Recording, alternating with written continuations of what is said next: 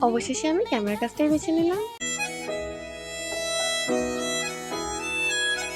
Hello বন্ধুরা, আগেই বলছি ব্লগটা কিন্তু আজকের না, ব্লগটা ছিল কালকের। তো কালকে প্রথমে গেছিলাম গিলান্ডিতে, আর গিলান্ডিতে গিয়ে তো কিছুক্ষণ দাঁড়ানোর পর টোটো আসে, আর টোটোতে উঠে চলে যাই আমি ধূপগুড়িতে। তো ধূপগুড়িতে গিয়ে তো আমি সর্বপ্রথমে চলে গেছিলাম বাস স্ট্যান্ডে, কারণ আমার জন্য কেউ অপেক্ষা করছিল। ওইখানে গিয়ে তো আবার বাসে উঠি আমাদের গন্তব্যস্থলে পৌঁছানোর জন্য।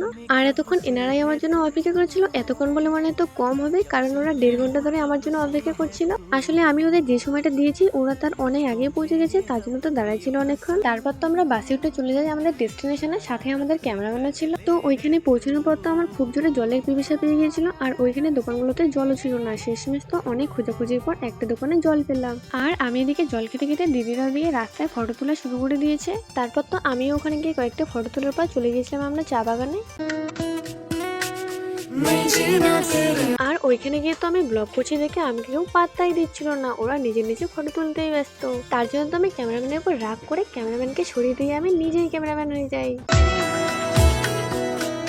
আর ক্যামেরাম্যান, তুই যদি এই ভিডিওটা দেখে থাকিস তাহলে রাগ করিস না, কারণ আমি মজা করেই কথাগুলো বললাম। আর একটা সত্যি কথা, মেয়ে হয়েও ছোটবেলা থেকে আমার ক্যামেরার প্রতি আলাদা একটা অনুভূতি কেন আমি নিজেও জানি না। তো এদিকে দুপুর পেরিয়ে বিকেল হয়ে যায়, তবুও আমাদের আর ছবি তোলা শেষ হয় না। শেষমেশ তো খিদের চালায় ফটো তোলা বাদ দিয়ে খাওয়া দাওয়া করে আমরা চলে এসলাম বাড়ি। তো চলো আজকের মতো এইটুকু।